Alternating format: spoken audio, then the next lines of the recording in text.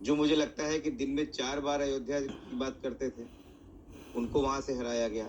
तो कहीं ना कहीं भारतीय जनता पार्टी और मुख्यमंत्री जी की राजनीति पे सवाल उठा हुआ है, और शायद यही वजह है कि उनकी फंसी हुई राजनीति में अयोध्या के प्रभारी वो खुद बन गए हैं, क्योंकि उनको खुद विश्वास अपने लोगों पे नहीं रह गया है। और अभी आपने की रिपोर्ट नहीं बताया कि 6 अगस्त से लेके 45 दिन में, मतलब हर 8वें दिन अयोध्या पहुंच रहे हैं। तो अयोध्या जीतना है, चाहे उसके लिए कुछ भी करना पड़े। तो अयोध्या में अगर भारतीय समाजवादी पार्टी चीखती भी है, तो उसको बड़े पैमाने पे उठाना है, उसको बात करना है, क्योंकि अयोध्या इस बार हारे तो इस बार उत्तर प्रदेश के मुख्यमंत्री की कुर्सी गई। आप समझ सकती हैं कितनी जरूरी चीज है। तो ये पूरा पूरा भारतीय जनता पार्टी द्वारा बुना गया एक षड्यंत्र है, और ये सब लोग जानते हैं। आप बैठे हुए 5 लोग पैनलिस्ट, और आप भी जानती हो, पूरी देश की जनता जानती है कि अयोध्या माननीय योगी आदित्यनाथ जी के लिए क्यों जरूरी है। ये अजीत प्रसाद के ऊपर ये केस हो रहा है, धमकी का केस, FIR। मैं तो ऐसी FIR दिखा दूं जो भारतीय जनता पार्टी की विधायकों के ऊपर है, उनको खुद भी नहीं पता है। और खुद योगी आदित्यनाथ जी जब चुनाव लड़ने गए तो अपने ऊपर इतना लंबा पुलिंदा लेके आए कि ये FIR है, हत्या का प्रयास, और ये धर्म और एक दूसरे पे भेदभाव करने का प्रयास, पता नहीं कितने हैं। बात ये नहीं है, बात ये है किसी तरीके से पूरे नैरेटिव को चेंज करना, और भारत समाजवादी पार्टी को खलनायक बनाया, किसी तरीके से अयोध्या के में जीत ले, जिससे ये कुर्सी बचाई जाए, और कुछ भी नहीं है। ठीक है, मैं मान रही हूँ आपकी सारी बातें, लेकिन जरा ये बताइए ना, दांव अभी इन्हीं पर लगाएंगे या अपने पत्ते बदलेंगे? अब आप कह रहे हैं ना खलनायक बनाने की कोशिश है, तो क्या वाकई वो खलनायक बन जाएंगे, पार्टी को डैमेज कर जाएंगे, उन्हीं को उतारेंगे, कैंडिडेट बदल सकते हैं? क्योंकि अभी अघोषित है, आपने जैसा पहले कंफर्म किया। नहीं, देखिए, परोक्ष अप्रोक्ष रूप से अजीत प्रसाद ही हमारे चुनाव कैंडिडेट रहेंगे। इसमें हमें कोई देखिए, मैं आपको बता रहा हूँ, ये नैरेटिव भारतीय जनता पार्टी बनाती है।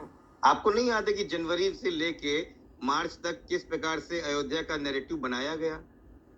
हम उनको लाएंगे जो राम को लाए हैं, और क्या क्या नहीं किया गया, क्या क्या तरीके किए गए। लेकिन नहीं, जनता जानती है हकीकत इनकी जितनी भी जालसाजी है, इनकी जितनी भी पाखंडीगिरी है, जनता जानती है, और उसने जवाब दिया है कि तुमको अयोध्या भी हराएंगे, तुमको मथुरा भी हराएंगे, तुम जहां जहां गलत करोगे वहां से जड़ से उखाड़ के फेंक देंगे। तो हमें इसमें चिंता नहीं है, क्योंकि हम जमीन पे काम करने वाले लोग हैं, और अयोध्या प्रसाद जी कई बार के MLA वहां से रहे हैं। मुझे नहीं लगता है कि इतना कर दिया कि अयोध्या प्रसाद ही बना दिया उन्हें। खैर, अरे इससे बड़ा प्रसाद भारतीय जनता पार्टी को क्या मिलेगा? हाँ, ठीक है, इसका जवाब ले लेती हूँ मैं शालमणि त्रिपाठी से। शालमणि त्रिपाठी वो कह रहे हैं कि किसी भी कीमत पर जीतना है, इसलिए किसी भी तरीके का षड्यंत्र रचने के लिए तैयारी की जा रही है। देखिए अर्पिता, हर घटना के बाद समाजवादी पार्टी वही दलील देती है कि ये चुनावी हथकंडा है, चुनावी कोशिश है, चुनावी इसको लेकर जो चुनाव में जो परिणाम है उसके चलते ऐसा किया जा रहा है। मैं तो कुछ नाम आपके सामने रखना चाहूंगा। पहला नाम है नवाब सिंह यादव का। इनका नाम है नवाब सिंह यादव। इन पे आरोप है एक बच्ची के साथ बलात्कार करने का। उसके साथ देखिए, आप बकायदा लिस्ट लेकर आए और आपने गिना दिया कि समाजवादी पार्टी में कहां कहां कितने देखिए अपराध हुए हैं, लेकिन यहाँ अखिलेश यादव कह रहे हैं कि आप टॉप 10 माफियाओं के नाम बताइए ना, और उसमें देखिए कि कौन से दल यहाँ सबसे ऊपर है। वो लिस्ट भी लाए हैं क्या? बिल्कुल अर्पिता, ये तो मुझे क्या, ये तो आपको ही पता है। आप दिल्ली भले बैठती हैं, पर आपको नहीं पता है क्या कि इस प्रदेश का सबसे बड़ा माफिया कौन था? मुख्तार अंसारी। खत्म हो गया ना गिरोह, पूरा गिरोह साफ हो गया। इस प्रदेश का सबसे बड़ा माफिया कौन था? अतीक अहमद। कहां चला गया? खत्म हो गया ना। मुकीम काला खत्म हो गया ना। तमाम सारे गुंडे माफिया जो थे वो खत्म। मुकीम काला से लेकर तमाम सारे जो गिरोह थे खत्म हो गए ना। और पहली बार ऐसा उत्तर प्रदेश में हुआ अर्पिता। पहले क्या होता था कि लोग सुप्रीम कोर्ट जाते थे और कहते थे, कौन जाता था? कृष्णानंद राय की विधवा जो वाइफ है वो जाती थी, अलका राय, और सुप्रीम कोर्ट में जाके कहती थी हमें न्याय दीजिए, पति की हत्या हुई है, उनको 40 गोलियां मारी गई, न्याय दीजिए। उनकी शिक्षा पार्टी के नेता हैं, और उनको गिरफ्तार करके उत्तर प्रदेश की सहारनपुर पुलिस में जेल भेज दिया गया है, क्योंकि कर्मवीर शर्मा के गैंग ने 7 साल पहले एक महिला से जमीयत उलेमा दर्ज है कई संगीन मामले। जितने विवाद योगी आदित्यनाथ के साथ जुड़े हैं, उतने ही आपराधिक मामले भी उनके खिलाफ दर्ज हैं, जिसमें हत्या के प्रयास जैसे संगीन मामले शामिल हैं। उनके खिलाफ गोरखपुर और महाराजगंज में लगभग 1 दर्जन मामले वहीं के रहते हैं, आसपास बताएंगे। अब ये आते हैं मोहित खान के ऊपर। मैं एक एक चीजों का जवाब दूंगा, और ध्यान रखिएगा। मोहित खान पे आप करो, उसको किसी तरीके से भारतीय जनता समाजवादी पार्टी के नेता बचाएंगे तो उनको मुसलमान और यादव के बीच में घेर के बाकी जो समाज है उसके खिलाफ बढ़ाओ। ये भारतीय जनता पार्टी की इतनी गंदी राजनीति है जिसको आप कोई भी तोड़ नहीं है, और हम बार बार बचाव करेंगे, चाहे वो मुसलमान हो, चाहे यादव हो, चाहे पटेल हो, चाहे चाहे पासी हो। हम उस हर व्यक्ति की रक्षा करेंगे जो भारतीय जनता पार्टी के जाल में ट्रैप हो रहा है। ठीक है, एक छोटा सा रिएक्शन शलभ, उसके बाद अन्य मेहमानों के पास भी मुझे जाना है। शलभ।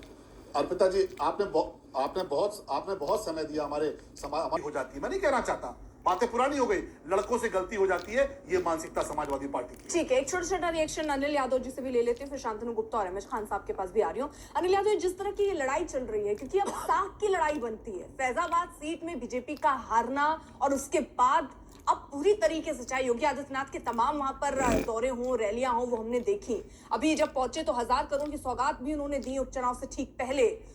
तो ये सब दरअसल जंग इस बात की है कि अब उपचुनाव में अगर ये हार गए तो फिर तो हर बार अभी आशुतोष जी ने बता दिया ना इसमें कि ये दरअसल अयोध्या प्रसाद, तो उसको वो और बड़ा करने की कोशिश हो जाएगी और शायद इसीलिए अब ये साख की लड़ाई बन चुकी है।